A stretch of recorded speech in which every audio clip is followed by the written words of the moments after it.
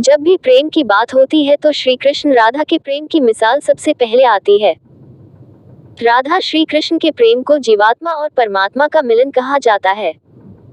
राधा श्री कृष्ण का बचपन का प्यार थी। श्री कृष्ण जब 8 साल के थे तब दोनों ने प्रेम की अनुभूति की। राधा श्री कृष्ण के दैवीय गुणों से परिचित थीं। उन्होंने जिंदगी भर अपने मन में प्रेम की स्मृतियों को बनाए रखा। यही उनके रिश्ते की सबसे बड़ी खूबसूरती है। कहा जाता है कि श्री कृष्ण को केवल 2 ही चीजें सबसे ज्यादा प्रिय थीं। ये दोनों चीजें भी आपस में एक दूसरे से गहराई से जुड़ी हुई थी, बांसुरी और राधा। कृष्ण की बांसुरी की धुन ही थी जिससे राधा श्री कृष्ण की तरफ खींची चली गई। राधा की वजह से श्री कृष्ण बांसुरी को हमेशा अपने पास ही रखते थे। भले ही श्री कृष्ण और राधा का मिलन नहीं हो सका, लेकिन उनकी बांसुरी उन्हें हमेशा एक सूत्र में बांधे रही। श्री कृष्ण के जितने भी चित्रण मिलते हैं उनमें बांसुरी जरूर रहती है। बांसुरी श्री कृष्ण के राधा के प्रति प्रेम का प्रतीक है। भगवान श्री कृष्ण से राधा पहली बार तब अलग हुई जब मामा कंस ने बलराम और कृष्ण को आमंत्रित किया। वृंदावन के लोग ये खबर सुनकर दुखी हो गए। मथुरा जाने से पहले श्री कृष्ण राधा से मिले थे। राधा कृष्ण के मन में चल रही हर गतिविधि को जानती थी। राधा को अलविदा कह कृष्ण उनसे दूर चले गए। कृष्ण राधा से ये वादा करके गए थे कि वो वापस आएंगे, लेकिन कृष्ण राधा के पास वापस नहीं आए। उनकी शादी भी रुक्मिणी से हुई। रुक्मिणी ने भी श्री कृष्ण को पाने के लिए बहुत जतन किए थे। श्री कृष्ण से विवाह के लिए वह अपने भाई रुक्मी के खिलाफ चली गई। राधा की तरह वह भी श्री कृष्ण से प्यार करती थी। रुक्मिणी ने श्री कृष्ण को एक प्रेम पत्र भी भेजा था कि वह आकर उन्हें अपने साथ ले जाएं। इसके बाद ही कृष्ण रुक्मिणी के पास गए और उनसे शादी कर ली। कृष्ण के वृंदावन छोड़ने के बाद से ही राधा का वर्णन बहुत कम हो गया। राधा और कृष्ण जब आखिरी बार मिले थे तो राधा ने कृष्ण से कहा था कि भले ही वो उनसे दूर जा रहे हैं, लेकिन मन से कृष्ण हमेशा उनके साथ ही रहेंगे। इसके बाद कृष्ण मथुरा गए और कंस और बाकी राक्षसों को मारने का अपना काम पूरा किया। इसके बाद प्रजा की रक्षा के लिए कृष्ण द्वारका चले गए और द्वारकाधीश के नाम से लोकप्रिय हुए।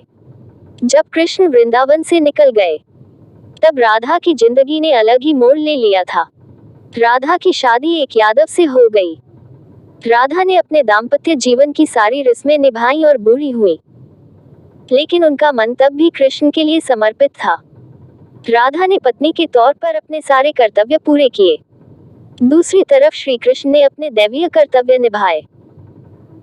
सारे कर्तव्यों से मुक्त होने के बाद राधा आखिरी बार अपने प्रियतम कृष्ण से मिलने गई। जब वह द्वारका पहुंची तो उन्होंने कृष्ण के रुक्मिणी और सत्यभामा से विवाह के बारे में सुना, लेकिन वह दुखी नहीं हुई। जब कृष्ण ने राधा को देखा तो बहुत प्रसन्न हुए। दोनों संकेतों की भाषा में एक दूसरे से काफी देर तक बातें करते रहे। राधा जी को कान्हा की नगरी द्वारिका में कोई नहीं पहचानता था। राधा के अनुरोध पर कृष्ण ने उन्हें महल में एक देविका के रूप में नियुक्त किया।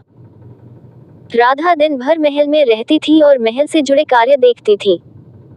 मौका मिलते ही वह कृष्ण के दर्शन कर लेती थी, लेकिन महल में राधा ने श्री कृष्ण के साथ पहले की तरह का आध्यात्मिक जुड़ाव महसूस नहीं कर पा रही थी।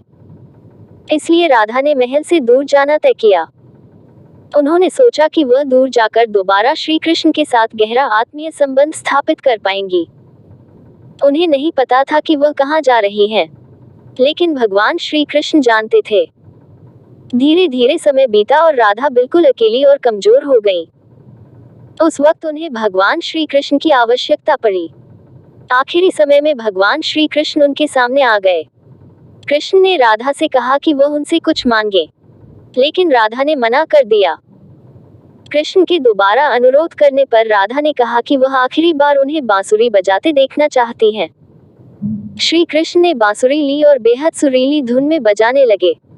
श्री कृष्ण ने दिन रात बांसुरी बजाई, जब तक राधा आध्यात्मिक रूप से कृष्ण में विलीन नहीं हो गई। बांसुरी की धुन सुनते सुनते राधा ने अपने शरीर का त्याग कर दिया। हालांकि भगवान कृष्ण जानते थे कि उनका प्रेम अमर है, बावजूद वे राधा की मृत्यु को बर्दाश्त नहीं कर सके। कृष्ण ने प्रेम के प्रतीकात्मक अंत के रूप में बांसुरी तोड़कर झाड़ी में फेंक दी। उसके बाद से श्री कृष्ण ने जीवन भर बांसुरी या कोई अन्य वादक यंत्र नहीं बजाया।